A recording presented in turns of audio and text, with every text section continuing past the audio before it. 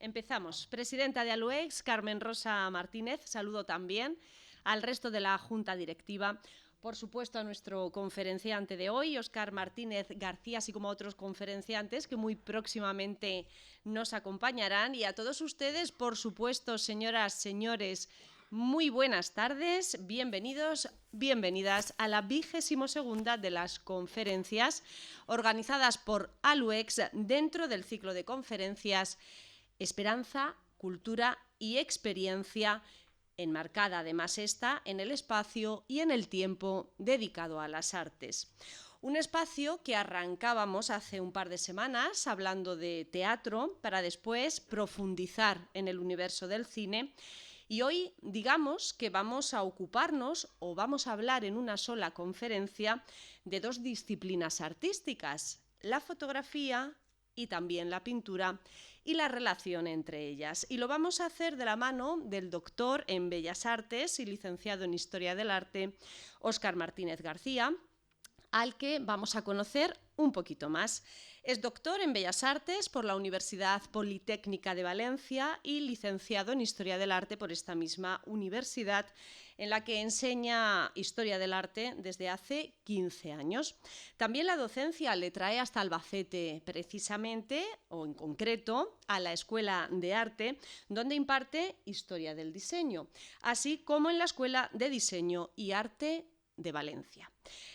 Como pintor, dibujante y grabador, ha realizado diversas exposiciones, tanto individuales como colectivas. Podríamos decir que ya con estas tres facetas artísticas podríamos admirar el genio creativo de nuestro invitado. Pero es que la cosa no queda ahí, porque va mucho más allá. Y es que Óscar también expresa esta inquietud creativa que tiene a través de la literatura. De esta vertiente podemos destacar su último proyecto, Umbrales, un viaje por la cultura occidental a través de sus puertas. Es un ensayo narrativo que ya ha alcanzado la 4ª edición y cuyos derechos de traducción han sido vendidos a varios países de todo el mundo. Además, ha publicado 2 libros infantiles con la editorial Visión de Roma que han sido traducidos a 5 idiomas. Por esta pluma, ha sido galardonado con varios premios de relato corto en certámenes de ámbito nacional. Durante los últimos años ha realizado diversas ponencias y charlas sobre temas artísticos. La de hoy es una más. En esta, digamos, o definámosla como maravillosa tarde que Óscar y que Aluex pues nos van a regalar y en la que conoceremos cómo nació y cómo se fue gestando esta relación entre fotografía y pintura, una relación, podríamos definir, no sé, luego Óscar nos dirá, pero a lo mejor de claroscuros, ¿no? Unas épocas más claras y otras no tanto, y que dio origen a la aparición, por ejemplo, de nuevos lenguajes artísticos que vinieron a enriquecer el panorama cultural. Bien, tan solo me queda destacar la gran capacidad comunicadora de Óscar. Hoy lo vamos a comprobar, hoy lo van a comprobar, pero también lo pueden hacer en el espacio Aprendemos Juntos. Es un proyecto de BBVA en colaboración con El País que contó precisamente con su presencia, una presencia, por cierto, que podemos calificar de 10. Así que, Óscar, el público es todo tuyo, cuando quieras. Hola, ¿se oye? ¿Sí? ¿Sí, se oye? Bueno, pues muchísimas gracias por tus palabras, de verdad. Siempre queda un poco, ¿no?, raro escucharse todo eso, aunque es todo verdad, la verdad. Tampoco, bueno, para que nos vamos a engañar. Gracias a Aluex también por la invitación a participar en este ciclo de conferencias. Bueno, si me veis un poco disperso, he aterrizado hace 3 horas en el aeropuerto de Valencia. Esta mañana me he levantado en Roma y, bueno, pues al final ha cuadrado así la cosa.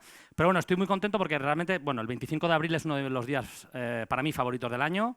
Es el día de la conmemoración de la Revolución de los Claveles en el vecino Portugal. Es el día de la liberación de Italia del nazismo y el fascismo. Y creo que es un día muy especial dentro de lo que es el calendario del año. Yo me he levantado en Italia pues, con todas las celebraciones. Y bueno, y también es la primera vez en la que estoy desde hace 2 años ante una audiencia que quien quiere, en su libertad, se quita las mascarillas y también nos hemos liberado de eso. O sea que son como 3 liberaciones que podemos celebrar. Bueno, ¿De qué vamos a hablar hoy? Pues de fotografía y pintura, de la relación que hubo entre ellas, un tema que, bueno, pues como ha comentado María José, pues yo he sido profesor de Historia de la Fotografía aquí en Albacete durante 13 años y aparte la fotografía pues me pilla muy de cerca. Mi abuelo era fotógrafo, mi bisabuelo era fotógrafo. Quien sea de aquí de Albacete, pues yo soy nieto de Cristóbal García, de Foto Royal, en la calle Mayor, que estoy seguro que hay mucha gente de aquí que la recuerda, justo enfrente de la entrada del pasaje Lodares. Pues bueno, pues aquí hay 4 hijos de Cristóbal y de Teresa, de la Foto Royal. Y bueno, la fotografía para mí pues siempre ha tenido una relación muy especial.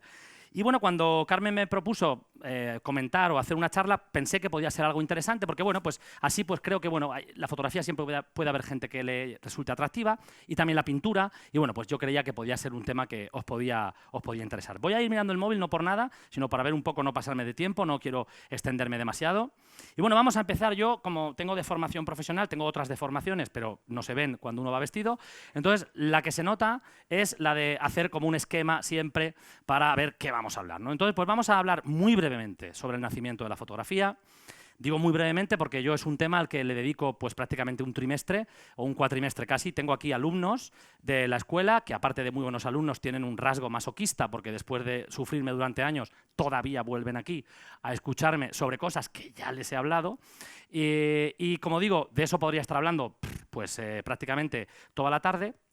Muy poquito de cómo era el panorama de la pintura a mediados del siglo XIX, porque la charla se va a desarrollar sobre todo alrededor de la relación entre fotografía y pintura en el siglo XIX y principios del siglo XX. Nos vamos a centrar un poco ahí, porque si no sería excesivamente extenso, y aparte porque creo que es el momento clave de esta relación, porque ahí un poco se establece pues, esta dicotomía y este diálogo entre los dos procedimientos.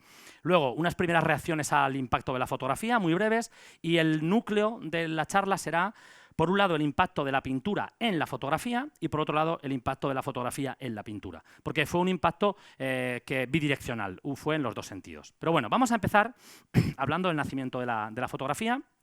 Bien, la fotografía no tiene un solo padre, ¿vale? Tiene varios padres. ¿Por qué? Pues porque la fotografía, a mí siempre me gusta decir que es hija de su tiempo. Hay una palabra alemana, un término alemán, que es Zeitgeist, que es el espíritu de los tiempos. La fotografía se inventa en la primera mitad del siglo XIX, la inventan entre medias de 2 franceses y un inglés, esto parece el chiste, ¿vale? Pero nunca aparece el español en la historia de la fotografía.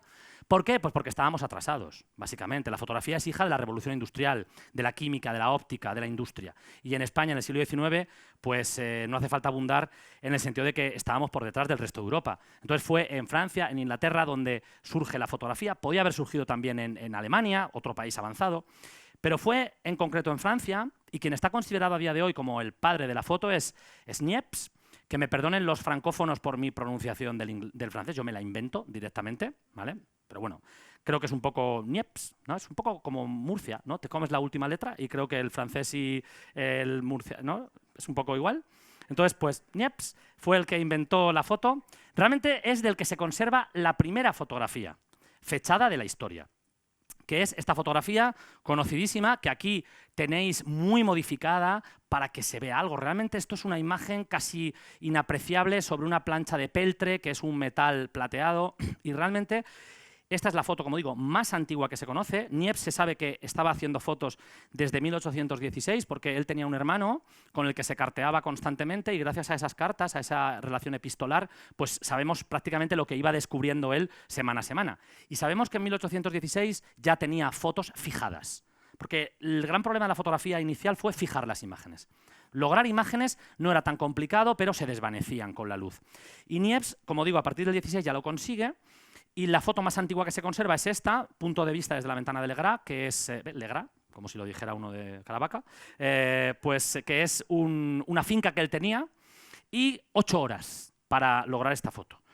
¿Qué quiero decir con esto? Que las técnicas y el procedimiento de Niepce era totalmente inviable desde un punto de vista industrial o comercial. 8 horas es una barbaridad, como podéis imaginar.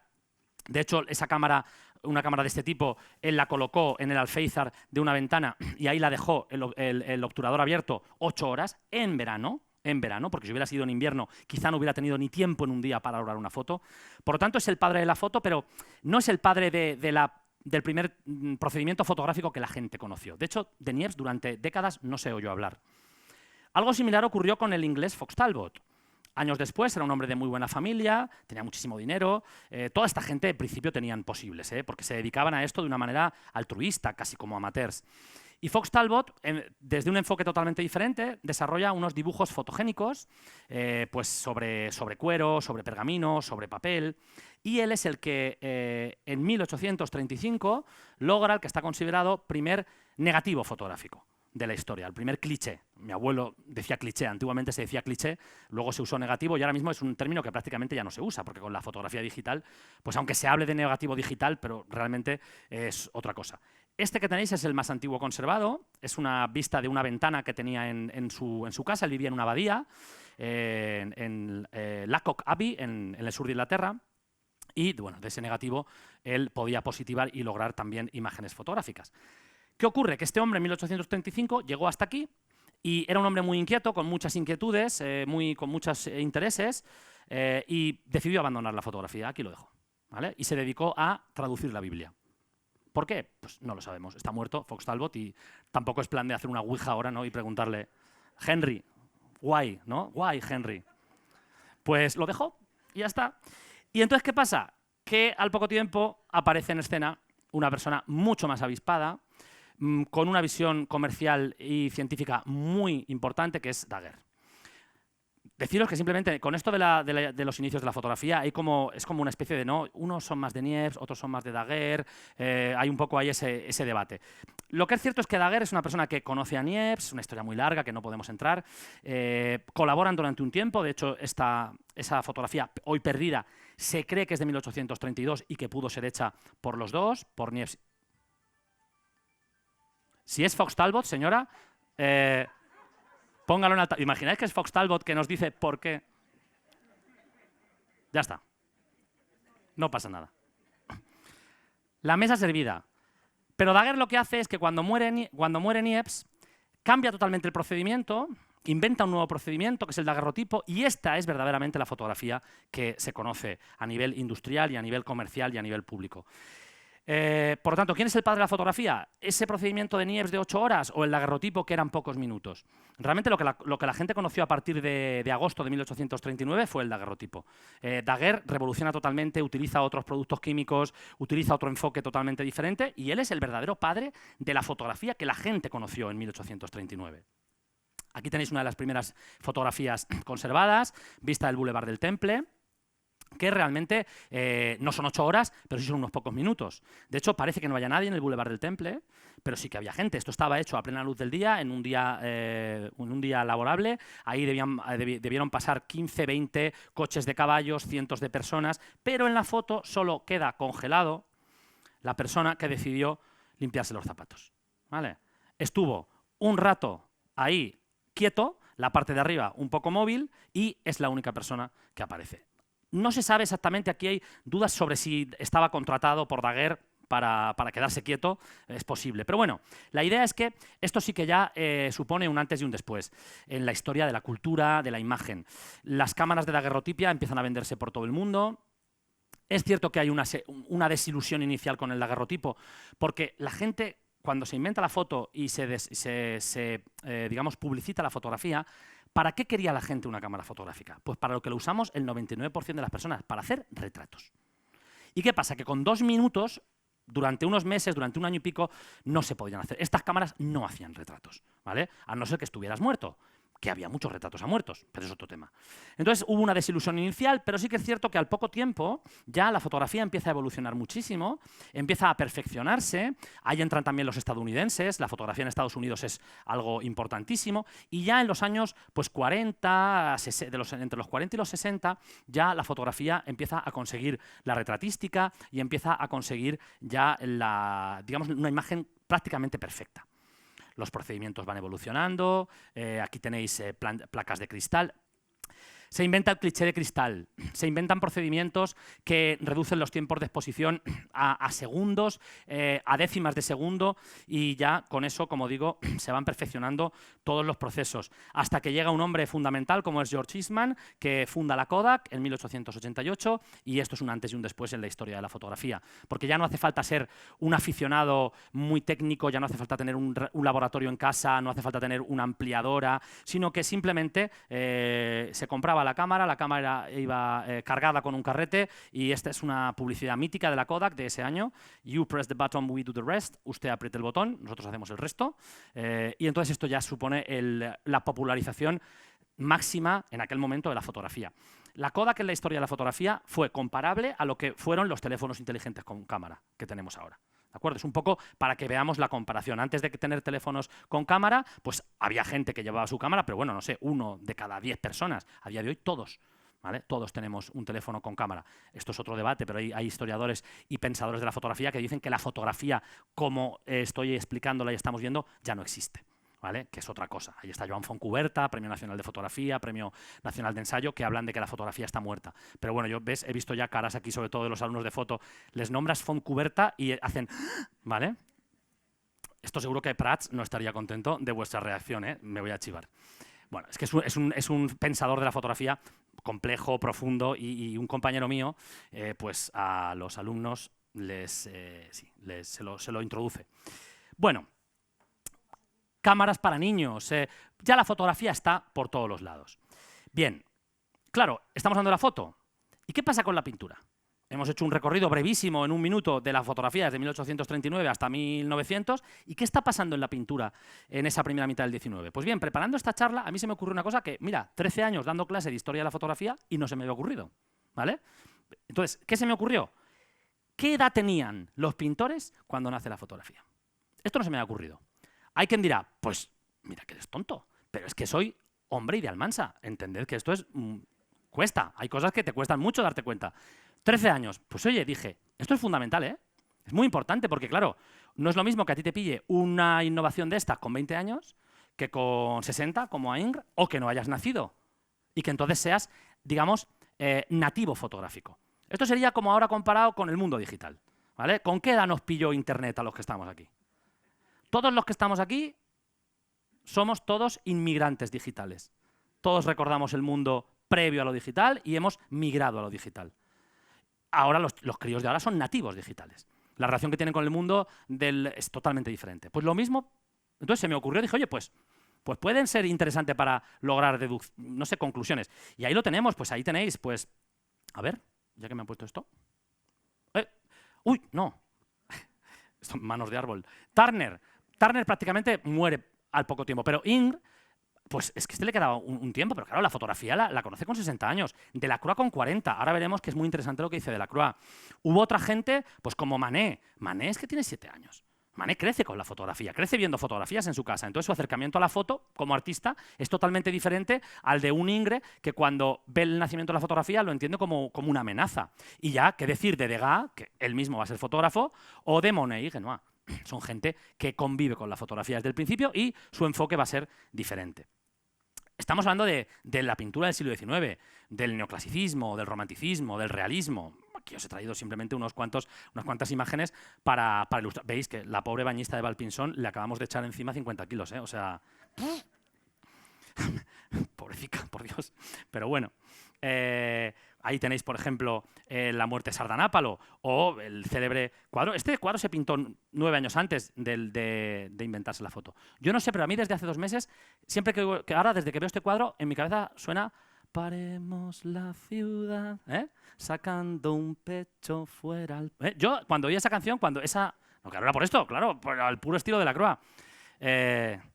Bien. ¿Nos pasa? A mí sí. ¿Nos pasan estas tonterías? A mí sí que me pasan. Bien. Si hubiera tenido tiempo, esto hubiera sonado, pero ya no he tenido tiempo, ¿eh? Lo siento. He revisado la presentación en el coche de camino desde Almansa aquí con mis padres, o sea que... Bueno, reacciones iniciales. ¿Qué pasa cuando aparece en la fotografía? Y alguien dirá, ¿y qué pinta aquí Superman? Bueno, pues Superman aquí no pinta demasiado, lo que pasa es que es la cubierta mítica de la edición original, aunque esta sea una reedición, de un libro muy importante que es de Umberto Eco, semiólogo, historiador, escritor, todo el mundo conocido por el nombre de La Rosa, pero realmente él llevaba una carrera increíble como humanista. Este hombre escribió este libro hace ya muchísimo tiempo, Apocalípticos e integrados, hablando de la postura que, digamos, los 2 extremos que una persona o que la sociedad puede adoptar cuando aparece un nuevo avance tecnológico o técnico. Él este libro lo escribió en relación a la televisión, que es una cosa como prehistórica, ¿vale? Pero algunas de las reflexiones de apocalípticos e integrados valen para cualquier elemento, cualquier nueva tecnología que aparece, ¿no? Los dos extremos son el apocalíptico, el que dice esto es un desastre, se acaba el mundo, ¿vale? Cualquier tiempo pasado fue peor, la wifi te fríe el cerebro, lo que se os ocurra, ¿vale? Esto hay cientos de ejemplos, ¿no? Cuando se inventan los trenes, hay gente que se niega a subir en los trenes porque dicen que, claro, que a más de 40 kilómetros por hora se te hierve la sangre. Claro, nunca un ser humano había ido a más de 40 kilómetros por hora. Entonces, pues hay siempre apocalípticos, los conocéis. Esto es un extremo. El otro son los integrados. Los que, venga, para mí todo lo nuevo, sin problema, todo. Bueno, entonces, estos son los dos extremos. Y aquí, pues, hay un apocalíptico y hay un integrado. Dentro de la historia de la fotografía y de la pintura, cuando aparece, pues son estos dos, ¿vale? Son Ingres y Delacroix, ¿de acuerdo? El gran paladín yo no puedo decir paladín sin que en mi cabeza resuene paladín a la taza. El gran paladín del neoclasicismo, aunque no es tan, bueno, tiene cosas, y Delacroix, el romántico por excelencia, ¿de acuerdo? Ya podéis ver que los dos señores muy suyos, ¿eh? Hoy serían señoros, ¿eh? Esta gente cuidados, gente con un ego tremendo. Delacroix, ahí lo veis. Entonces esta gente son los dos extremos, ¿vale? Por un lado, Ingres llegó a firmar manifiestos en contra de la fotografía, porque él se sintió atacado por la fotografía, sobre todo su papel de retratista, aunque vamos a ver que Ingres decía una cosa públicamente y hacía otra, ¿vale? Pero bueno, entonces Ingres, aquí hay una carta de 1862, 13 años después de nacer la fotografía, en la que se dice, 13 o 20 y pico, bueno, teniendo en cuenta que la fotografía se compone de una serie de operaciones totalmente manuales, las cuales sin duda requieren cierta destreza en las manipulaciones que exigen, pero nunca producen obras que en circunstancia alguna pudieran ser comparadas con aquellas que son fruto de la inteligencia y el estudio del arte, punto y coma. Teniendo en cuenta todo esto, los abajo firmantes, entre ellos Ingres, protestan contra cualquier comparación que pudiera hacerse entre la fotografía y el arte.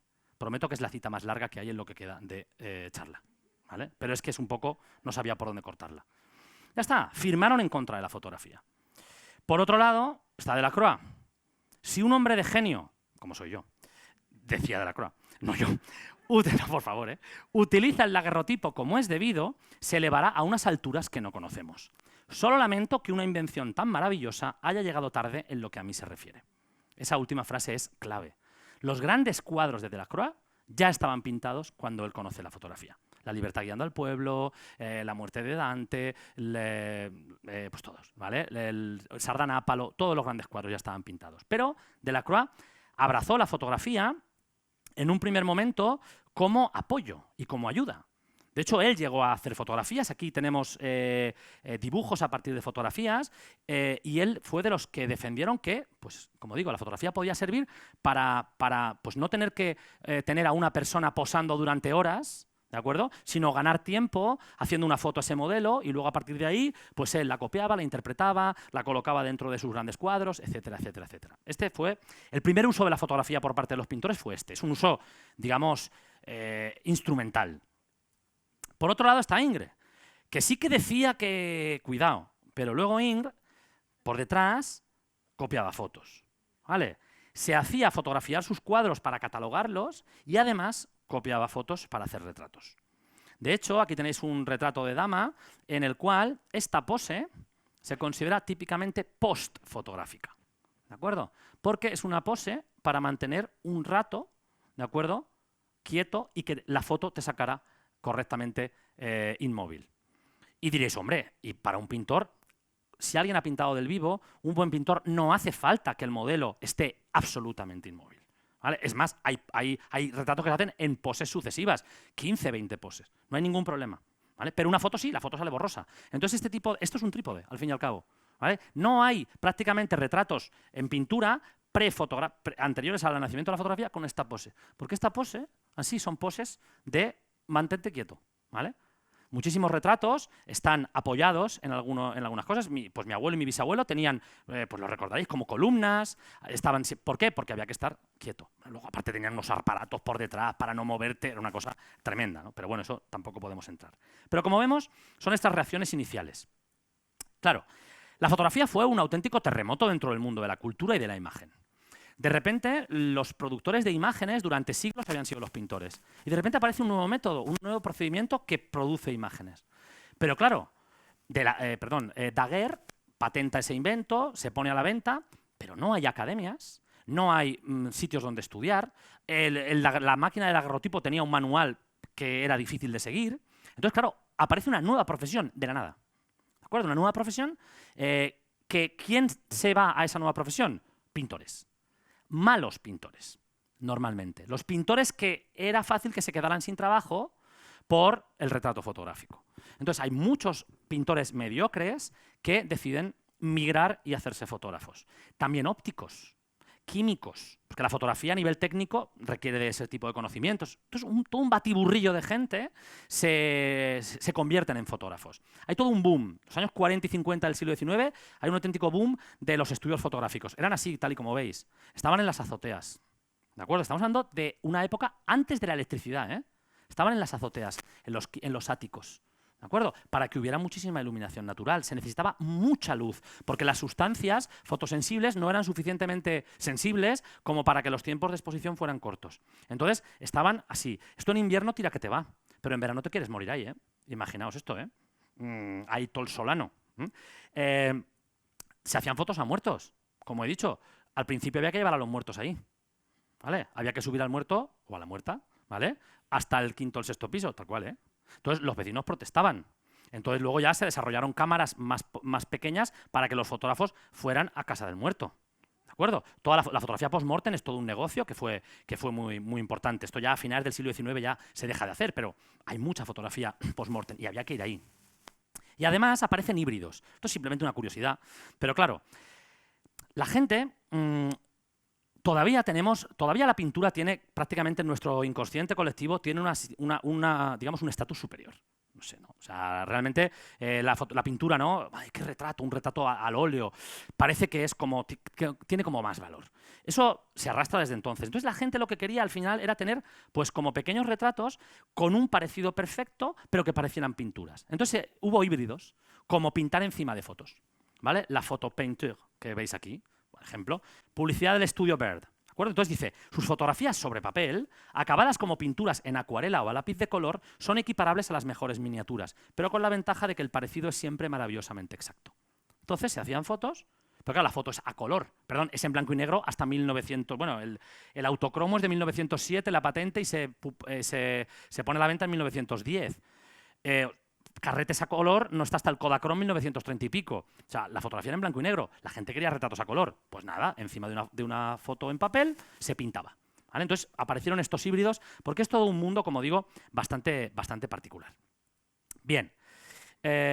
¿Cómo vamos? ¿Bien? ¿Sí? Oye, voy a hacer una cosa. Acá estamos aquí de fotografía. Voy a hacer una foto. ¿Os parece? Sí, que está muy bien. Aquí toda... Claro. Digo yo, ¿no? Que parezca que ha venido alguien. Luego yo con Photoshop os clono, y lleno la... y entonces ya lleno. ¿Qué tal? Me preguntan. Llenazo, ¿eh? Vamos. Luego si te fijas, alguien repetió 4 veces. Vamos a pasar ya a las dos partes principales de lo que sería la charla. El impacto de la pintura en la fotografía y después el impacto de la fotografía en la pintura. Vamos a empezar con el impacto de la pintura en la fotografía porque fue el primero. ¿Por qué? Pues porque, mirad, la fotografía cuando nace... Se habla de la fotografía como si fuera un ente, como si la fotografía tuviera personalidad. Los fotógrafos, porque casi todos eran hombres, también hay que decirlo, había alguna mujer, ¿vale? Pero las mujeres, hago una nota a pie de página, en el mundo de la fotografía inicial las mujeres sobre todo coloreaban fotos, porque las fotos se coloreaban. Trabajaban en los estudios y algunas, como viudas de fotógrafos que fallecían, acabaron desarrollando alguna carrera interesante, pero en principio pues los que trabajaban como fotógrafos eran hombres. Bueno, pues los fotógrafos, la gente que se dedicaba a la fotografía, cuando nace este procedimiento, como digo, muchos vienen del mundo de la pintura y tienen una especie de, no sé si llamarlo, complejo de inferioridad con respecto a la pintura. La pintura es el gran arte, es un arte que tiene siglos de historia. Entonces la foto acaba de empezar. ¿Y qué ocurre? Pues que para que la fotografía tuviera un carácter artístico, aquellas personas creen que se tiene que parecer a la pintura. Y eso provoca que los primeros 50, 60 años de historia de la fotografía artística sean fotos que imitan a pinturas. En composición, en iluminación, en temática. Es un poco esa especie de, no sé cómo decirlo, de periodo en el cual la fotografía no se ha emancipado todavía. La fotografía se emancipará a principios del siglo XX a partir de la straight photo, la foto directa, Paul Strand, Estados Unidos, 1915. Ahí ya los fotógrafos logran un lenguaje autónomo y propio. Pero eso es 80 años después de que haya nacido. Durante 60, 70 años, ya os digo, las fotos imitan a la pintura. Pues aquí tenéis, por ejemplo, esta foto es de 10 años después de la invención del daguerrotipo, es una foto ya sobre papel. Esto es lo que en francés es un tableau vivant, un cuadro viviente. Es la típica pintura de historia que se llamaba, ¿no? Con una composición muy estudiada, con la iluminación perfectamente controlada. En este caso, pues el típico cuadro que hay cientos de fotos y de pinturas, sobre todo de la visita de alguien enfermo. Os puede recordar a pinturas, porque Humbert de Molar era pintor y cuando se pone a hacer fotos lo que hace es construir imágenes muy similares a su educación visual. Es normal, ¿de acuerdo? Es lógico. William Lake Price, Don Quijote, por ejemplo, ¿vale? Nos recuerda a ilustraciones, nos recuerda a pues obras absolutamente pictóricas. Este bodegón de Henri Lessec, un bodegón precioso, con una textura maravillosa, pues es que prácticamente, si le dieras un toque de color, pues prácticamente tendrías un bodegón casi del siglo de oro o un bodegón francés, casi de Chardin. Me recuerda muchísimo incluso el toque a Chardin, al pintor rococó francés. Y llegamos a un tipo de fotografía artística muy particular del siglo XIX, que es la foto compuesta. ¿Qué ocurre? La fotografía, cuando nace, los procedimientos son imperfectos. Y algunos fotógrafos quieren producir unas imágenes imposibles de conseguir con una simple fotografía. ¿De acuerdo? ¿Por qué? Pues por diferencias de iluminación muy fuertes, por contrastes muy extremos. ¿Y qué hacen? Recurren a combinar fotografías. Y eso es una de las características más interesantes de esta foto artística, y hay sobre todo 3 autores, un francés, un inglés y un noruego. Nunca aparece el español, ¿veis? El chiste siempre, pero nunca aparece el español. Y son gente que, como digo, va a trabajar de una manera muy original para intentar conseguir imágenes muy pictóricas. Aquí tenéis una de las mejores fotos del siglo XIX, los últimos momentos, de Henry Pitch Robinson. Esta foto es imposible de lograr con las técnicas de aquel momento, porque como veis es una especie de contraluz, es un interior en el que se está enfocando una ventana de la cual seguramente entre una iluminación, es un contraluz, eso es dificilísimo, ¿vale? Entonces, ¿qué hacía Pitch Robinson? Pues lo que hacía Pitch Robinson era diseñar, idear, bocetar toda la composición y luego hacer foto a foto a los diferentes elementos con iluminaciones controladas para luego montar una especie de collage, ¿de acuerdo? Y refotografiarlo. Y entonces lograr una imagen como esta. Aquí, por ejemplo, ese cielo es una foto de un cielo bien expuesto y bien tratado. ¿De acuerdo? Esta señora está fotografiada y luego recortada. Estos elementos de aquí están exactamente igual. Esta es una técnica compleja, pero que a Pitch Robinson le dio resultados increíbles. Aquí tenéis, por ejemplo, otro igual, otro imposible de lograr, ¿vale? Porque ese contraluz, que esté aquello bien iluminado y esto no se puede, ¿vale? Pero es que ni siquiera a día de hoy con una cámara así tal cual es muy difícil de hacer, muy complicado. Entonces, es esta foto compuesta tan particular. Aquí tenéis, por ejemplo, esta gente está dentro de, en concreto, Pitch Robinson está dentro del mundo de una pintura romántica inglesa. Yo no sé si aquí a alguien a lo mejor le ha venido a la cabeza una pintura muy famosa, ¿verdad? Veo caras así. Tampoco voy a hacer aquí, no voy a hacer un examen, pero bueno, creo que mucha gente habrá pensado en esta maravilla de pintura que es la Ofelia de John Evelyn Millais, una pintura maravillosa. ¿Merece la pena ir a la Tate Britain de Londres solo para ver este cuadro? Para ver este cuadro, podéis ir a... Luego hay otros que... Es que los ingleses así como pintar no han sido los mejores, ¿eh? Espero que no... Me estoy haciendo amigos, los de Murcia, los ingleses. Madre mía, al final de la charla voy a acabar, ¿eh? No han sido los mejores pintores los ingleses. Y la Tate Britain no es que sea un museo que digas, madre mía, hay que ir. Pero solo por ver este cuadro merece la pena. Es un cuadro maravilloso. Como digo, pues esa pintura compuesta. En Inglaterra también trabajó un noruego, Oscar Gustav Reglander, que hace en el mismo año prácticamente esta pintura, que es otra de las grandes, esta fotografía, de las grandes fotografías de la historia. ¿Qué ha pasado? Oído. Ah, no. ¿He tocado algo sin querer? ¿Me estoy quieto? Los dos caminos de la vida. Una fotografía muy polémica en la época, en su momento la fotografía más grande que se había visto jamás, una fotografía que tiene alrededor de 70 centímetros de longitud por 40 casi de altura, que es bastante para una foto, incluso si pensáis a día de hoy no es tan habitual hacer fotos o positivarlas a ese tamaño. Claro, esta foto ¿cómo está hecha? Con 30 y pico fotos.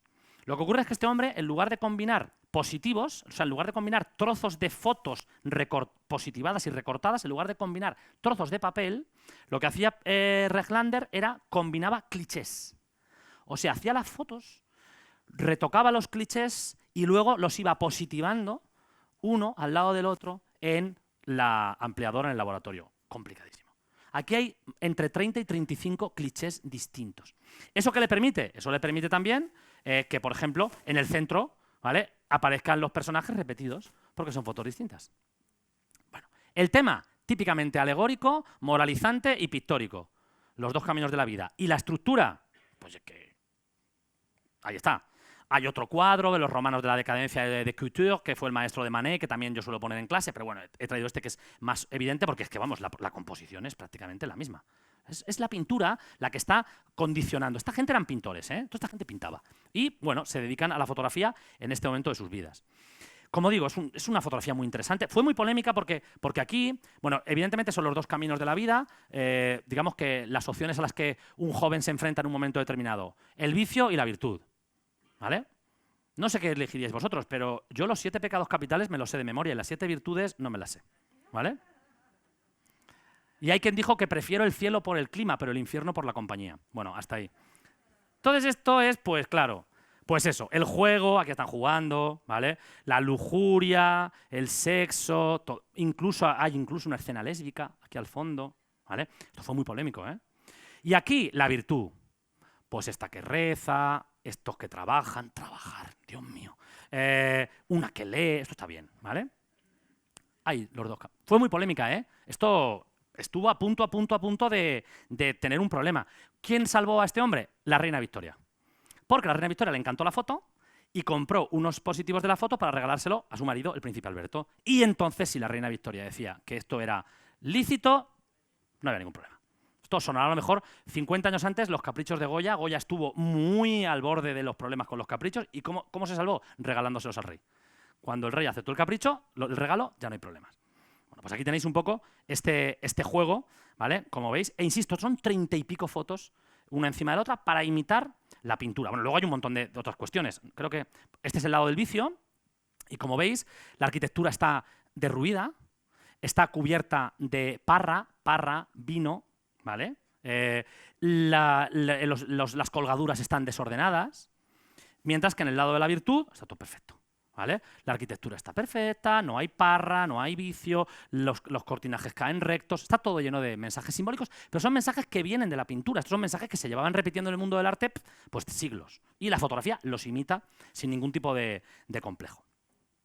Bien, pero sin duda, donde el impacto de la pintura en la fotografía es más evidente es en el primer gran movimiento artístico de la historia de la fotografía, que es el pictorialismo. Que incluso el propio término, aunque es una traducción un poco extraña del inglés, pero el propio término nos da un poco esa idea, ¿no? El pictorialismo es un tipo de pintura, de fotografía, perdón, totalmente artística, que desarrollan una serie de fotógrafos amateurs, no eran profesionales, sino amateurs, de hecho eran banqueros, militares retirados, médicos, que en su tiempo libre se dedican a la fotografía como amateur, como amantes. Y lo que hacen es un tipo de foto que imita ya no solo la composición y los temas de la pintura, sino que incluso intenta imitar la textura de los dibujos. De hecho, ahora os voy a poner una serie de fotos que, pues hay veces que tú se la pones a alguien y dices, ¿esto es una foto o un dibujo? Y el 90% diríamos, es un dibujo. Vais a ver, por ejemplo.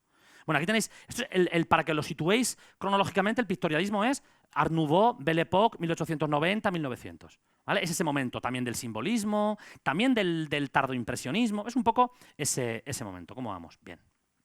Y mirad, estamos hablando de esto. Hay en toda Europa y en Estados Unidos, os he traído un inglés, George Davison. Estos se reunían también en asociaciones y en grupos, tenían un punto también muy simbólico, muy romántico.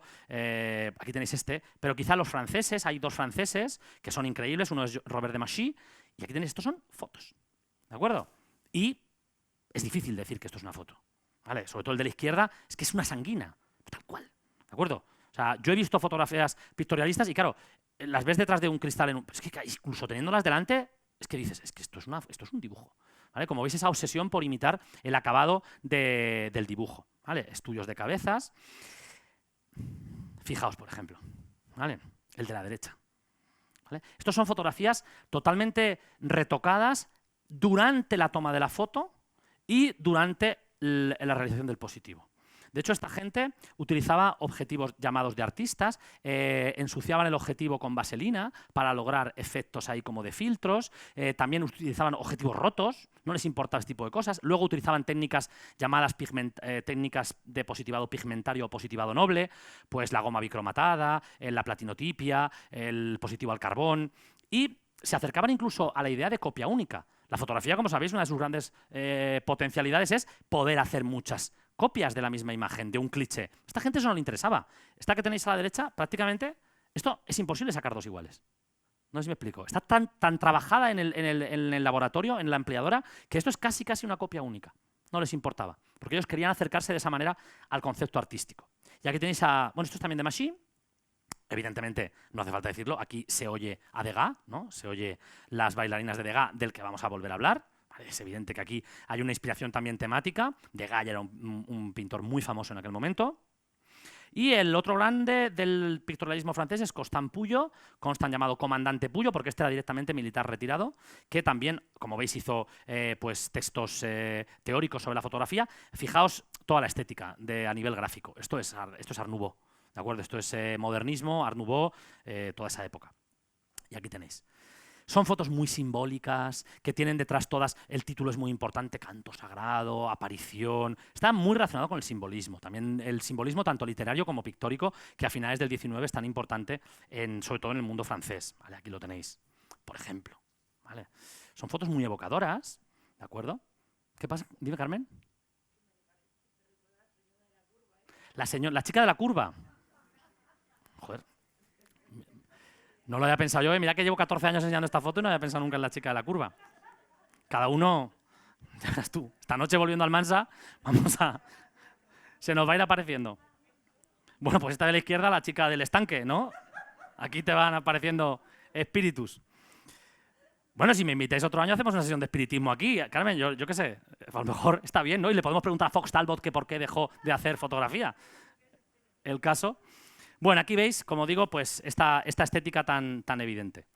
Y después, para acabar con el pictorialismo, el último foco pictorialista importante es Estados Unidos. Es Photosecession, Nueva York.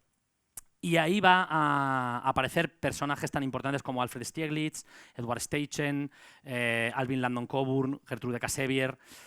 Gente que va a dar un paso más. Y aquí nosotros nos vamos a parar, pero es en el pictorialismo estadounidense de donde van a hacer la foto directa. Y ya es otra cosa. Ahí ya no hay tanta influencia de la pintura en la fotografía porque a partir de esta gente, no en 1898 o 93, sino en 1915, la foto se emancipará, se independizará, romperá los lazos con el pasado, con la pintura, soltará lastre y será ya una técnica independiente desde el punto de vista artístico. Pero todavía, en 1903, pues aquí tenéis este autorretrato de Steichen pintando. Esta foto, es que con esta foto yo me puedo tirar una hora hablando nada más que con esta foto. Claro, porque esta foto da para mucho. Es un fotógrafo importantísimo, pero que además era pintor. Y se autorretrata pintando. ¿Por qué? Porque da más prestigio. Incluso en la época da más prestigio. Este señor está en la historia del arte como fotógrafo, pero en la época él seguramente hubiera preferido pasar a la historia como pintor, porque la pintura siempre tiene esa aura, ¿no? de un arte superior. Y este hombre hace unas fotos maravillosas. O sea, Steichen hacía unas fotos realmente increíbles. Aquí tenéis a la izquierda el Flatiron Building, este edificio de Manhattan que es prácticamente un triángulo, un edificio tremendamente fotogénico. Mirad qué bonita esa foto del puente de Brooklyn, con esa bruma. O estas fotos, este hombre hace unas fotos nocturnas, pero absolutamente preciosas. ¿Vale? Estas son fotos evidentemente con muchísimo tiempo de exposición, pero con unos registros. Aparte, veis que son monocromas, pero no son en blanco y negro. ¿Vale? Porque este hombre le daba a las emulsiones pues tonos amarillentos, tonos verdosos, para alejarse un poco de la típica fotografía en blanco y negro más tradicional. Aquí tenéis, por ejemplo, este Luna llena del estanque. Esta foto, durante unos meses o años, fue la fotografía más cara vendida en subasta. ¿Vale? Una fotografía que alcanzó un precio altísimo. Una copia original de esta foto. Y bueno, para terminar, hablar de alguna mujer, y una fotógrafa muy importante del pictorialismo estadounidense fue Gertrude Kasebier, ¿vale? Aquí la tenéis, que bueno, pues sobre todo la foto de la derecha apareció en el primer número de Photosecession, de Camera Work, perdón, una revista importantísima, y es una mujer que bueno, pues ya empezó por lo menos a poder encontrar su camino también dentro del mundo de la foto. Hemos visto un poquito ese impacto, yo no sé ni cuándo he empezado. Bien. Y vamos a ver ahora el impacto de la fotografía en la pintura. ¿De acuerdo? Bien, misma época. Aquí vamos a ver diferentes movimientos artísticos, pictóricos, que os van a sonar todos, y vamos a ver un poco cómo es esa influencia. El romanticismo lo hemos dejado atrás, porque ahí está Delacroix, que prácticamente en el romanticismo Delacroix lo que hacen es, como mucho, utilizar una foto para copiarla y ya está. Pero a partir del realismo de 1848, ya aquí la relación entre pintores y fotografía empieza a evolucionar mucho. Aquí tenéis un cuadro mítico de Courbet, Los Picapedreros, y es precisamente Courbet uno de los primeros pintores que defienden conscientemente, públicamente y sin ningún tipo de tapujo la utilización de la fotografía como herramienta para la creación artística y pictórica. Desde varias maneras. Courbet, sobre todo, utiliza la foto como apoyo, como ayuda, como modelo. Ahora, nunca la copia o casi nunca la copia exactamente. Es una ayuda, ¿de acuerdo? Aquí tenéis, ¿vale? Pues un desnudo y a la derecha pues una foto que pudo servir de inspiración. Claro, los historiadores de la fotografía y de la pintura, esto es muy difícil, ¿eh? Porque se tiene que encontrar la imagen. Las pinturas están, pero las fotografías se han perdido muchas de ellas. Ahora sí que se conservan, pero antiguamente incluso el propio pintor a veces, pues los herederos no le daban importancia y es muy difícil de hacer este tipo de asociaciones y de relaciones, pero a veces se han logrado hacer. Por ejemplo, ¿vale? Las bañistas, este tipo de imágenes, bueno, pues sobre todo en Francia, desde hace ya unos años, pues hay gente que se dedica a esto. Y en algunos pocos casos hay constancia ya escrita. Aquí tenéis el que para Courbet era uno de sus grandes cuadros. A mí me parece mucho mejor El entierro en Ornans, ¿vale? Pero este cuadro para Courbet era un cuadro al que le tenía mucho aprecio, aunque es un cuadro muy complejo, muy contradictorio, porque Courbet es el padre del realismo, pero este cuadro no es realista, ¿vale? Y de hecho se llama una alegoría real de la pintura. Alegoría real, eso es un oxímoron, eso es imposible. Si es alegórico no es real. ¿Vale? O sea, es que eso es como música militar, ¿no? Alguien decía, si es música no es militar, si es militar no es música. Pues entonces, aquí tenéis. Y aquí se conserva una foto que si no es esta sería otra de esa misma sesión, porque se conserva como Courbet le dijo a un amigo, esa fotografía de mujer desnuda de la que te he hablado, la pondré de pie junto a la silla en el centro de mi cuadro. Que no hay duda. Esa es de las primeras veces en las cuales se sabe que un pintor de este nivel decidió y públicamente decía, voy a utilizar la foto como apoyo y no me importa. Esto es muy moderno, ¿eh? Todavía a día de hoy, en según qué círculos, no está bien visto una excesiva utilización de la fotografía como apoyo para la pintura. ¿Vale? Y eso hay gente que lo hace.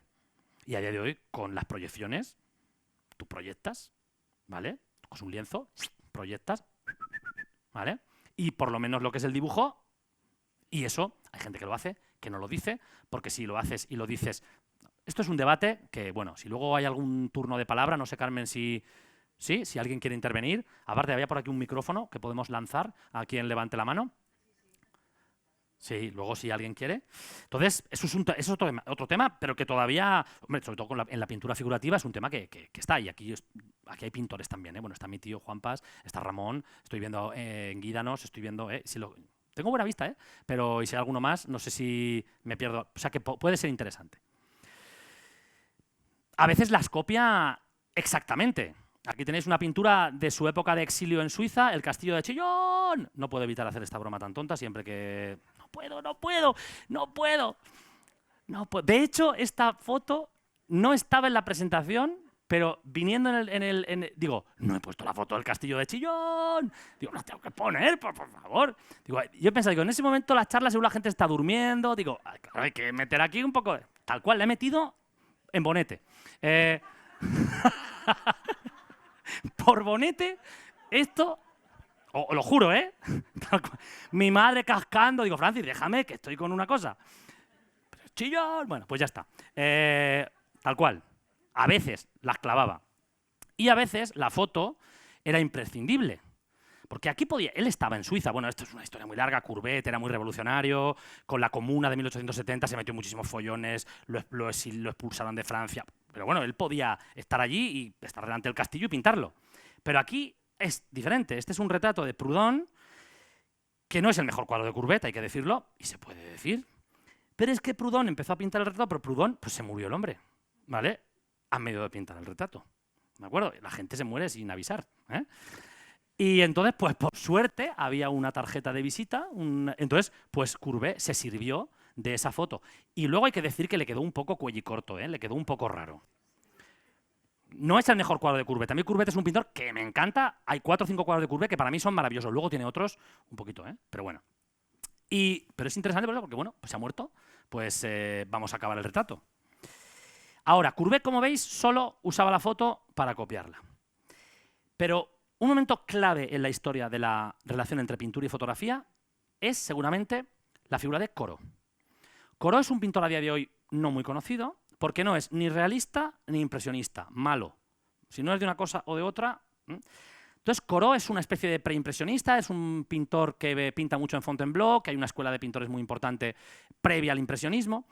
Y a día de hoy se cree que Corot pudo ser el primer pintor importante que modificó su manera de pintar por influencia de la fotografía.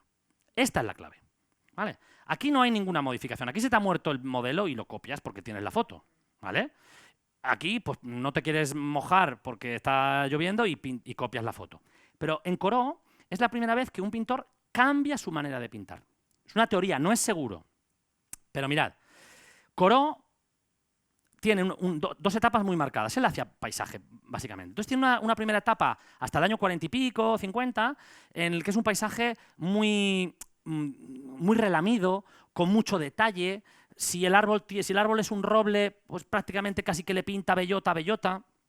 Y de repente tiene otra etapa posterior, los años 60, en el cual los paisajes se vuelven más evanescentes, los paisajes se vuelven más nublosos, más borrosos.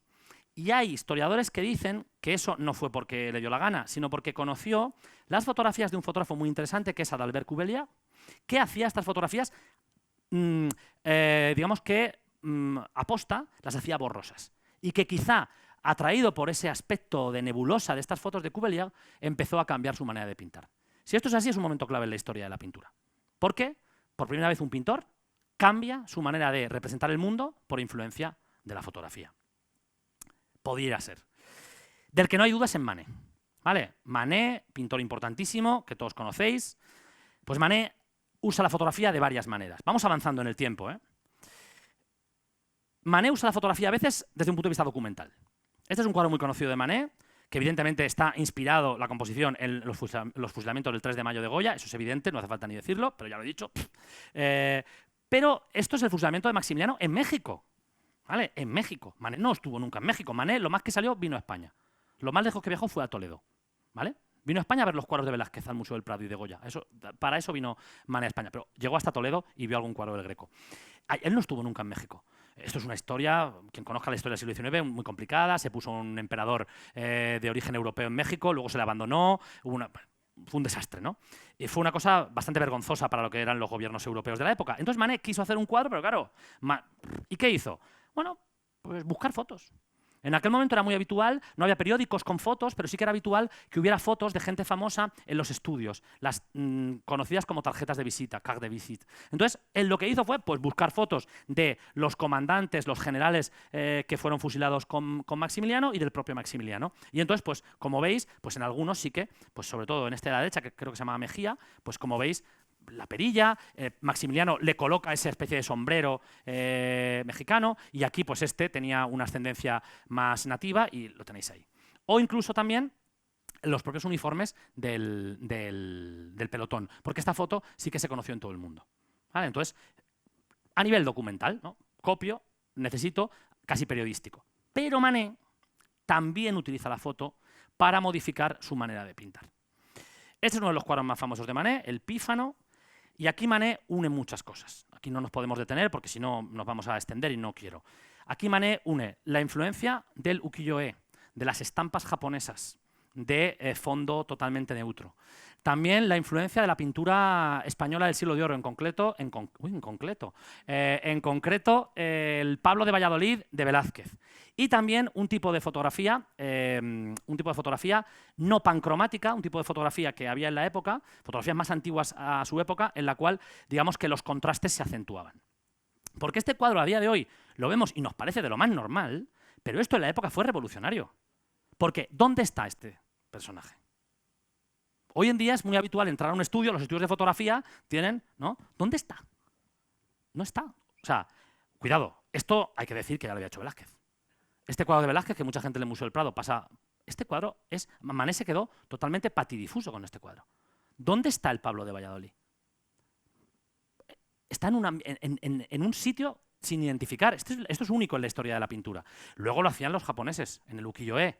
¿Vale? Y también este tipo de fotografía que, como digo, pues exacerba los contrastes. Y todo eso unido está en el Pífano de Manet. Y llegamos al impresionismo. El impresionismo ya es el primer gran movimiento que pues, utiliza la fotografía y se ve influido por la fotografía sin ningún tipo de complejo. Desde su propio nacimiento. Porque el impresionismo, la primera exposición impresionista, que no se llamaba impresionista, que era la exposición de una sociedad cooperativa de tal, se hizo del 15 de abril al 15 de mayo, en el número 35 del Boulevard de los Capuchinos, en un estudio que había sido del fotógrafo Nadar. ¿Vale? Félix Tournachon Nadar, yo no sé por qué me acuerdo de estos datos, y no se me olvidan, ¿eh? Y número 35, me quedo ahí, yo qué sé. Tengo ya el disco duro, lo tengo a punto. Francis, si un día empiezo ya a decir más tonterías todavía, a lo mejor hay que llevarme, no sé, a formatear. Bueno, aquí tenéis. Esta es una foto mítica del estudio de Nadar. Nadar era un fotógrafo, un retratista importantísimo. Personaje, ¿eh? Pero personaje. Iba vestido de rojo, como Redman. ¿Eh? Como el de aquí. Aquí hay un Redman, ¿eh? Pues igual, ¿vale? Iba vestido de rojo. Nadar se compró un globo, ¿vale? Y lo alquilaba, lo pintó de rojo. Y lo alquilaba, Le Géant, el gigante, que hay quien dice que es la inspiración para la novela de Julio Verne. Era muy de izquierdas, tuvo el primer letrero iluminado artificialmente con luz de gas de París, ahí veis que pone Nadar, con su firma, de rojo. O sea, no es una luz de neón, pero el primer letrero publicitario era un personaje. Pero se arruinó en 1870 con la Comuna, con esto que os he dicho, él apoyó la Comuna, luego... Bueno, entonces, este estudio lo tuvo que abandonar, ahí arriba. Y 4 años después... Este era muy amigote de los pintores que luego serían llamados impresionistas y les dejó el estudio. Entonces esta exposición mítica, ¿ves? 35 Boulevard de Capuchin, se hizo en un estudio fotográfico. Esto ya es muy... ¿no? Es una casualidad, pero es curioso, ¿no? Que el impresionismo, que todavía no se llama impresionismo, pues se hiciera la primera exposición en ese estudio fotográfico. Allí expusieron gente pues, como Monet, Renoir, Pissarro, Sisley, gente que luego se harían famosos. En aquel momento, pues realmente no eran nada famosos, fueron muy polémicos y, como sabéis, el nombre es casi un insulto, entre comillas. El nombre lo inventa Louis Leroy, que era un crítico del semanario satírico Le Charivari, que, viendo la exposición, pues, y viendo este cuadro, dijo, esta gente no pinta cuadros, esta gente pinta impresiones. Esta gente no son pintores, son impresionistas, casi como un desprecio. Yo he leído por ahí algún sitio, lo que pasa es que no me acuerdo, para qué os voy a engañar, que curioso, porque el título del cuadro, Impresión Sol Naciente, que es uno de los títulos más famosos de la pintura del siglo XIX, fue casi de casualidad. Porque yo he leído en algún sitio la teoría de que Renoir era el que organizaba todo, Renoir era el que ¿no? organizaba todo y tal, y le dijo a Monet, Claude, que hay un cuadro que no le has puesto nombre. Para la lista del catálogo, para la lista de venta, ¿no? Y parece ser que Monet le dijo algo así como, ¿pero qué cuadro? No, uno que sale, una barquica, tal. Ponle Impresión Sol Naciente.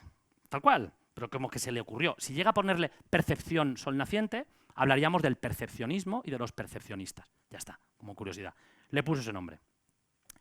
¿Y los impresionistas qué hacen con la fotografía? De todo. En un primer momento, la copian directamente. Carmen, ¿ya te vas? Espera, esto... Me cago... ¿Dónde vas? No te vayas. ¿Dónde vas, Carmen?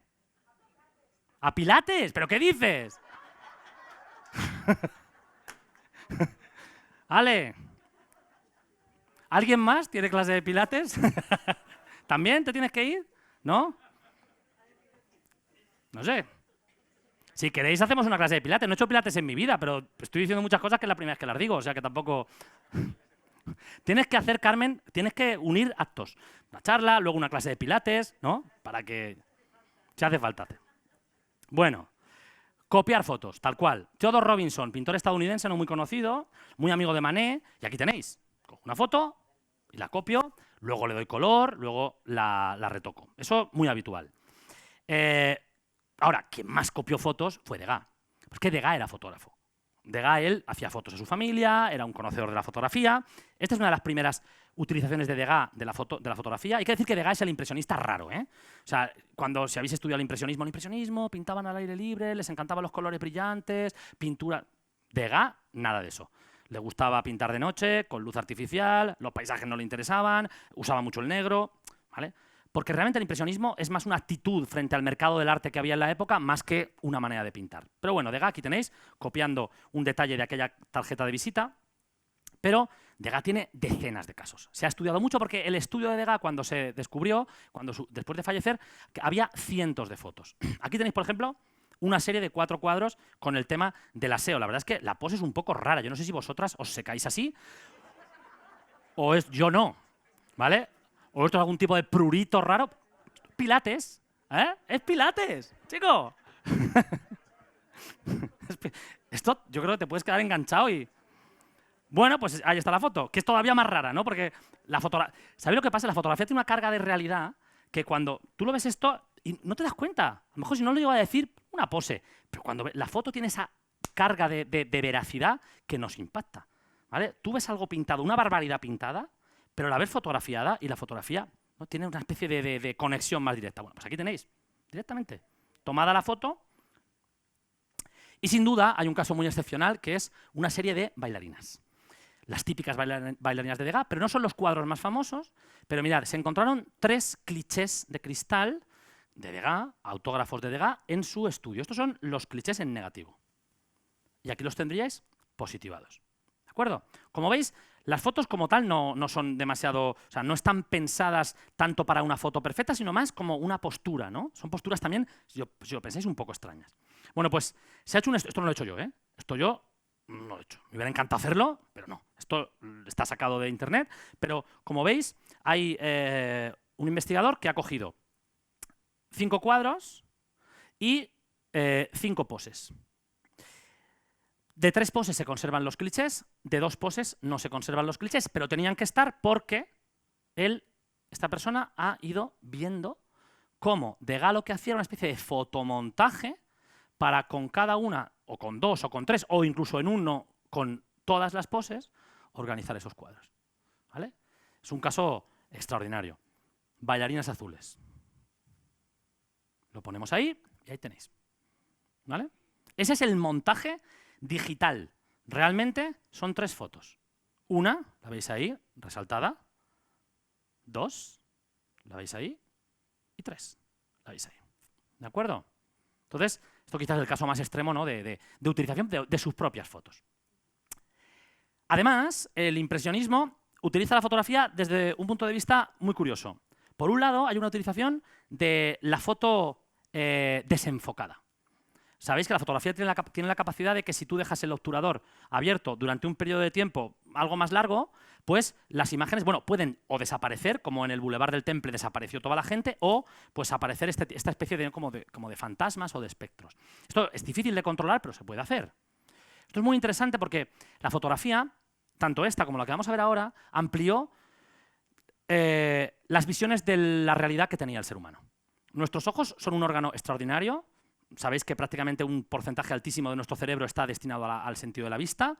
Es un órgano, como digo, impresionante, pero tiene sus limitaciones. Entonces, la fotografía lo que permitió fue ampliar las maneras de ver el mundo.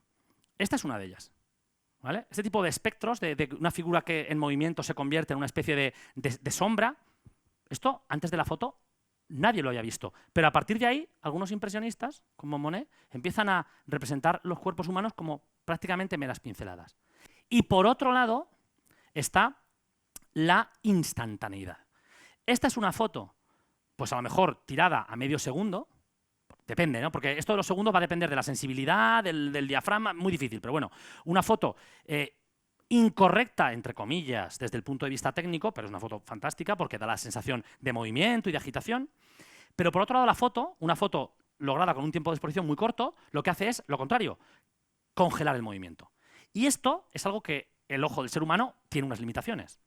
Entonces, hay varios casos muy curiosos. Hay un pintor muy poco conocido que a mí me encanta, que es Gustave Caillebotte, que es un pintor del ámbito del impresionismo, pero no tan famoso como otros, que trabaja muchísimo con este tipo de composiciones, que es que uno las ve y hay algo que te dice extraño. Son composiciones, puntos de vista, enfoques, encuadres, que son fotográficos, ¿no? Eso es muy difícil de percibir, pero ¿veis este? O sea, tú no le puedes decir a una persona que pose ni un segundo así, porque se va a mover la piragua, ¿vale? Entonces son momentos congelados en el tiempo. Y este hombre los trabajaba, fijaos, ¿vale? La idea de congelar el movimiento, lluvia en el canal. Y para la fotografía instantánea también está Degas. Esto es la extra instantaneidad. Esto es una bailarina con los dos pies en el aire. Esto el ser humano no lo puede captar. No podemos, ¿de acuerdo? Esto la fotografía sí que nos ha permitido. O las cámaras súper lentas. Bueno, Pablo Motos lleva 15 años haciendo un programa nada más que con esto. Con la cámara súper lenta. Le está sacando chicha a la cámara súper lenta Pablo Motos, ¿eh? Está haciendo de oro. Pero yo reconozco, o sea, hay veces que te quedas flipado con la cámara. ¿Por qué? Porque ves el mundo, la realidad de una manera que tu visión no te lo permite. Entonces, esto pasó con la fotografía. Y aquí hay una figura clave, que es Edward Muybridge, ¿vale? Muybridge era un fotógrafo británico que acaba trabajando en Estados Unidos para el gobernador de California. Y ahí Muybridge, en 1878, logra congelar, fotografiar el movimiento de un caballo al galope. Esta es una historia curiosísima de la fotografía. La voy a contar muy brevemente. Llevamos como 1 hora. ¿Va bien, Carmen? No, pero estoy acabando. Sí, porque si no, o me cortáis o... No, venga, sí. Si no, vais todas a Pilates, ¿no? A las 8 todo el mundo a Pilates. Ahora en mi cabeza está el niño de ¡hostia, Pilates! ¿Eh? O sea, se puede ser más tonto, pero no durante tanto tiempo. Bueno, Muybridge le hacen un encargo.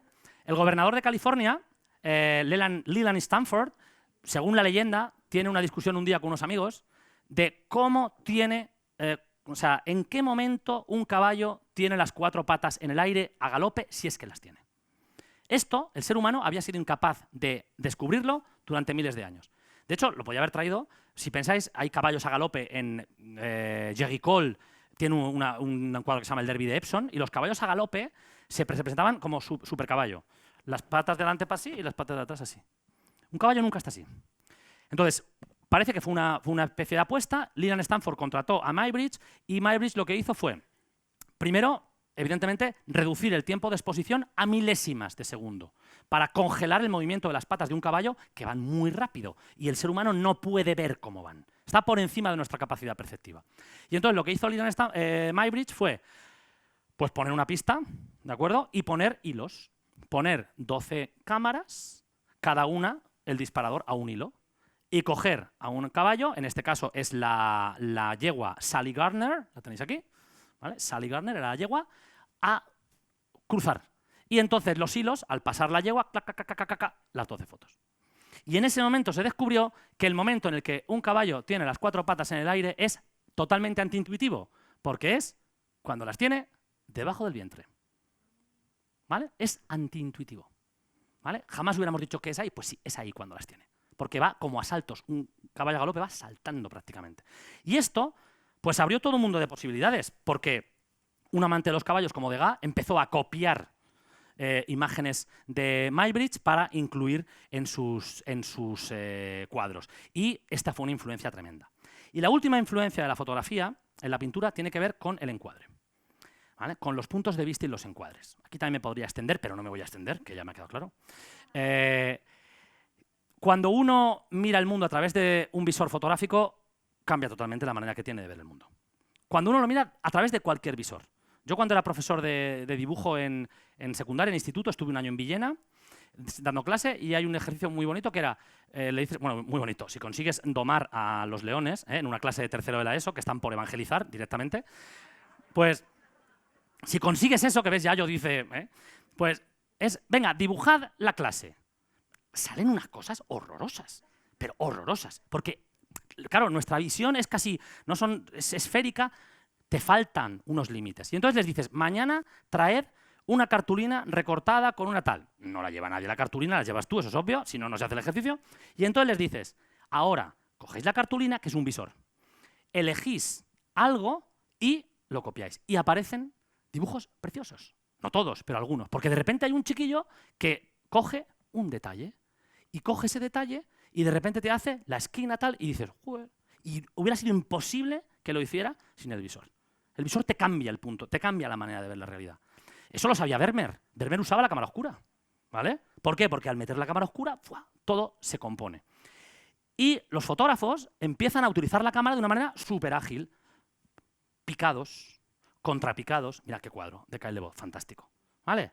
Una calle desde un balcón. A ningún pintor se le había ocurrido hacer esto hasta que aparece la fotografía. ¿Conocemos la foto que hay detrás de aquí? No. Pero da igual, a lo mejor ya ni la había, porque lo importante ya a partir de aquí es que la fotografía ha generado una nueva manera de ver el mundo. Ya no hace falta que haya una foto en la que fijarte. Ya tienes otra manera de ver la realidad, de enfrentarte a la realidad, y ya puedes crear esto sin tener que copiar una foto, pero sin la fotografía como tal no hubiera existido. Degas, el foso de la orquesta. ¿Qué pasa aquí? Se les ha cortado la cabeza a las bailarinas. Ningún pintor en la historia había cortado la cabeza de una figura. Pero el visor fotográfico sí que te lo permite y te lo incentiva. Y Degas aquí lo hace y le corta la cabeza a las bailarinas. Lo hace Toulouse-Lautrec, en los carteles, lo hacen ya muchísimos. Aquí tenéis este, tremendo también. Es como una mujer que está en el palco, desde un picado, la primera bailarina y las bailarinas detrás. La perspectiva acelerada, la perspectiva... Bueno, otra manera de representar la realidad. Y bueno, ¿el resumen cuál sería? Pues mirad, en el neoclasicismo, en Ingres, había un rechazo inicial y un uso encubierto. Luego en el romanticismo, pues se acepta y se usa como apoyo. Llegamos al realismo, se acepta totalmente, se usa como apoyo y por primera vez empieza a modificar la manera de pintar de algunos artistas, como Corot. En el preimpresionismo de Manet se acepta, se usa y hay influencia. Y en el impresionismo pues ya hay todo tipo de usos e influencias. ¿Qué ocurre a partir de aquí? Pues mirad, acabo, ¿qué pasa a partir de aquí? Pues que a partir de aquí ya entramos en el siglo XX. Entramos en el mundo de las vanguardias. Tela marinera. Esto no, hoy ya no. Yo con esto es la portada de un catálogo de 1936 de Alfred Barr, un catálogo del MoMA de Nueva York, que esto yo doy tanto la turra con esto en mis clases que un grupo que por ahí hay, me regaló una camiseta con esto, así, tal cual. Lo que pasa es que fueron muy optimistas, me compraron una M y me tira la sisa. Entonces, pues, no me la puedo poner mucho, la verdad. Yo agradezco lo de la M, pero no me pongo yo una M desde hace mucho tiempo. Entonces, pero ¿aquí qué ocurre? Aquí es otro mundo. Pero aquí la fotografía juega un papel fundamental, aunque sea de manera indirecta. ¿Por qué? Pues porque, mirad, lo importante de la aparición de la foto en la pintura es que la foto obliga a la pintura a explorar nuevos caminos. Esa es la clave. La pintura durante siglos había copiado la realidad, había sido mimética, había imitado la realidad. Pero de repente aparece un método de producir imágenes que imita la realidad mejor que la pintura. ¿Y qué pasa? Los malos pintores se hacen fotógrafos y son malos fotógrafos, ¿vale? La mala pintura, mucha de ella desaparece, pero los buenos pintores se dan cuenta que hay que reciclarse.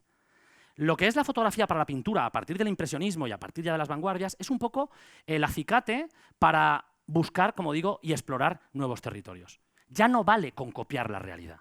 Eso lo hace la fotografía. Hay que aportar algo nuevo, hay que aportar algo diferente. ¿De acuerdo? Entonces aquí es donde la fotografía es fundamental para la evolución de la pintura. Esto es historia del arte ficción. ¿Hubiera sido tan rápida la evolución de la pintura desde mitad del 19 hasta las vanguardias sin la aparición de la fotografía? No lo sabemos. Yo creo que no. No porque la pintura no hubiera tenido una competidora tan fuerte como era la fotografía. La fotografía le obliga a la pintura a aportar puntos de vista diferentes. Ya no vale, repito, con imitar la realidad. Y esa es un poco la clave de la importancia. Como ha dicho María José al principio, es una relación de luces, de claros, pero yo creo que al final es una relación fructífera para las dos partes, como espero que por lo menos esto haya sido fructífero para vosotros y que hayáis pasado un rato entretenido en esta hora y 10. Muchísimas gracias por vuestra atención.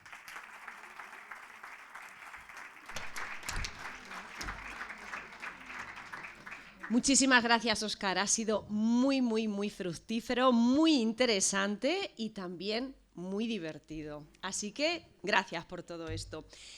Vamos a aprovechar que tenemos poquito tiempo. Si tenéis alguna pregunta, no lo dudéis mucho y Fácil. lanzaros ya. Preguntas fáciles, por favor. Voy de jet lag prácticamente, o sea que... Venga, que ha corrido para tener un poquito de tiempo, así que aprovechar. Si queréis, si no, Claro. un comentario, lo que queráis. No hay ninguna obligación. ¿Sí? ¿No? Bueno, sí, no veo... Bueno, pues ¿Manos nada. levantadas? A ver si es que se me escapa a mí alguna. No No, veo no. ninguna. Mejor. No os quedéis, a ver, siempre lo digo, pero es verdad, no os quedéis con las ganas. Ay, me gustaría saber esto, es que es el momento. Nada. Bueno, pues sí que vamos a invitar entonces a nuestra presidenta, a Carmen Rosa Martínez, que nos acompañe. Invitamos también a Óscar que se coloquen delante los dos. ¿Qué va a pasar ahora? Ahí. ¿Pilates, Carmen? ¿Yo qué? Ah, ¿me quito esto? Bueno, es igual, como quieras. Es igual, como quieras. Entonces, ¿ahora qué? Y ahora le vamos a dar un detalle para agradecer. Sí, aquí la foto. Para agradecer su participación en este ciclo de conferencias. Muchísimas gracias, Óscar.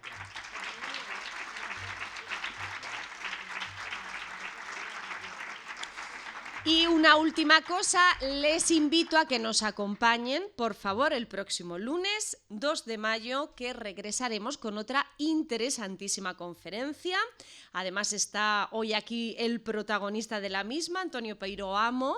El próximo lunes, como digo, nos va a hablar de arquitectura o escultura, 2 disciplinas también en una sola conferencia. Y él se pregunta y nos preguntará o nos explicará si son artes complementarias. Así que no se la pierdan, por favor, y hasta entonces disfruten de la semana. Muchas gracias.